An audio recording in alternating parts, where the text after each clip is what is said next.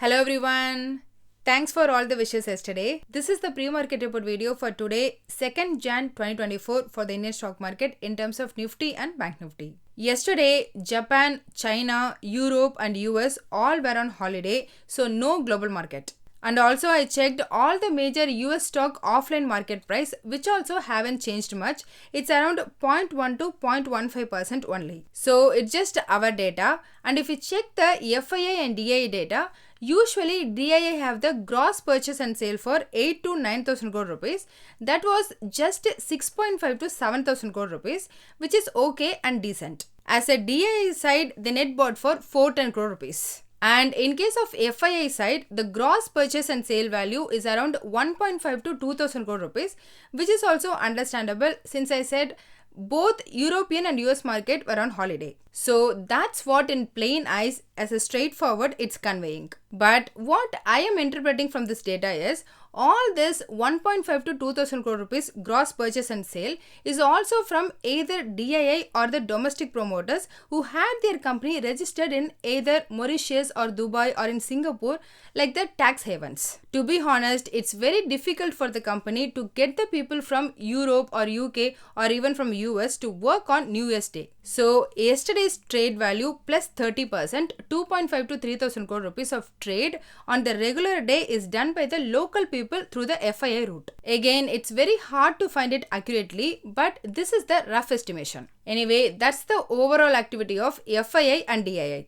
Regarding Nifty's yesterday price action, it opened flat and immediately dropped below 21,700, where it took the support, recovered and reached another new all-time high value 21,834 around 3 pm, where it got the huge selling pressure, which in turn pushed down the Nifty from above 21,800 to below 21,700. Here, it could be due to two reasons. First of all, it's just selling pressure at higher level, which triggered the profit booking. Second, at the same exact time, Maersk made the announcement that they pauses the shipping in Red Sea for the next 48 hours. As one of their ship got under hit, which was immediately rescued by US, so no problem, but coincidentally it was the same time. Unfortunately, there is no US future market, no crude oil price data, and hence it's difficult to understand the full impact. In addition, there was a pressure in auto stocks as Bajaj, Eicher Motors and M&M all posted not so good auto sales number. Hence, on the sector wise, healthcare, IT and PSU bank increased 0.5% each, whereas auto and private bank dropped marginally. About GIFT Nifty, today early morning it closed at 21,845. Yesterday while closing, the premium dropped to just 100 points with spot market. Again, which also shows the reduction in positivity, and at present for now it's indicating flat to positive opening. So those were the things happened yesterday. Now let's look at the stock and sector specific news. Yesterday we know whatever the auto sales data released was not so good. In addition, more companies released their figures after the market hours. For example, Maruti Suzuki, which sales dropped around 1.5% compared to a year ago, whereas Tata Motors local sales increased marginally like 2 to 3%. On the positive side, TVS Motors posted the very good numbers. Export grown by 8%, whereas overall sales increased 25% compared to a year ago. In addition to those sales data, Indian government extended their PLI scheme for auto sector for another 1 year, which is generally I consider that as positive. Let's see. Second, RBI issued the guidelines for the Indian banks for what they have to do for an unclaimed deposits and also asked them to do the periodic reviews. I mean, on the ethical basis and for the benefit of people, it is the correct thing to do. But from the bank's business perspective, it's an additional work which requires more headcount and increases the operational cost. In addition, RBI insisted the Indian banks to give those unclaimed deposited money to their respective nominee on the yearly basis, which will reduce the bank deposit holding. So basically from business perspective, obviously it will affect negatively, but we have to quantify how much of an impact it will cause. Third, Maharashtra's government labor department has issued the notice to TCS over their transfer practice that they were transferring their employees to different cities without the proper notice or consultation. So we can expect market to react for that.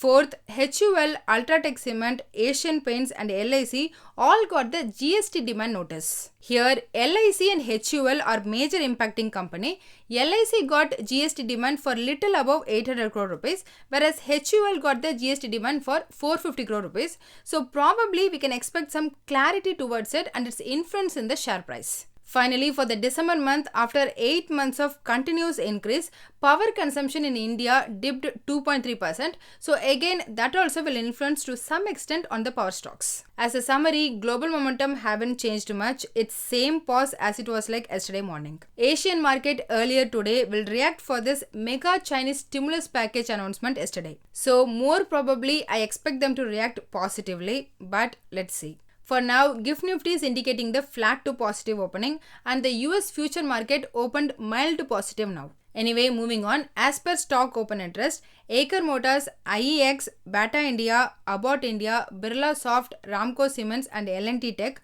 got an increase in open interest along with a negative close indicates the short build-up. On the other hand, Delta Corp, Gujarat Gas, Punjab National Bank, REC and Granules India got an increase in open interest with a positive price close indicating the long build-up. About the things to look out, early morning before our market opening, Chinese manufacturing PMI data is due.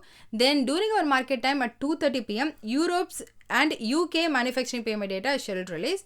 Again in the night, US manufacturing PMI data are some of the items we need to keep an eye out today. Coming to technical, as we discussed, it was yet another consolidative and range-bound day. Thus, on the daily chart, Nifty formed a small-bodied green candlestick pattern with a long upper shadow and a small lower shadow, which is not exactly but resembles like the spinning top kind of pattern. Spinning top is often considered as a neutral pattern, indicating indecisiveness among buyers and sellers about the future market trend. So, it needs the follow-up candle for the confirmation. Till that time, Nifty is in the consolidation mode and it is the same technical point what we discussed yesterday. So, on the downside, if Nifty decisively break down below 21,650, might potentially push the Nifty towards 21,500. Conversely, if it's sustained and closed above 21,800, the Nifty will move towards 22,000. In case of Bank Nifty on the daily chart, it also formed a doji start of candlestick pattern indicating indecisiveness among bulls and bears about future trend. However, in contrast to Nifty, Bank Nifty forms the lower high and lower low formation for the second consecutive session. So, we can expect the weak sentiment today or even for the short term as well. However, on the positive side, Bank Nifty did held 48,000 mark. Hence, as long as it's above 48,000, there is some positivity. But a decisive fall below 48,000 might take Bank Nifty towards 47,700/47,500. On the higher end, 48,300 is a significant level of resistance and the fresh buying and bullish momentum might resume only above 48,300. Regarding options open interest, the maximum call option open interest continued at 22,000 strike, followed by 22,500 and 22,400, with new call option writing at 22,400 strike and then 21,900. Thus, from options data, 21,900 to 22,000 is expected to be the key resistance. Whereas on the put front, the maximum open interest was at 21,700 strike, followed by 21,000, 21,600 and 21,500 strikes, with new put option writing at 21,700 strike and then at 21,800 and 21,600 strikes. Hence, the immediate support same 21,700 to 21,500 zone. So that's all in this video. Hope you all got some useful information. Please consider subscribing to the channel and liking the video so it will help me beat the YouTube algorithm and also motivate me to do more. Please don't make any investment based on this as I'm not a SEBI registered advisor. I'm doing this for me and viewers' educational purpose only. Thanks for watching.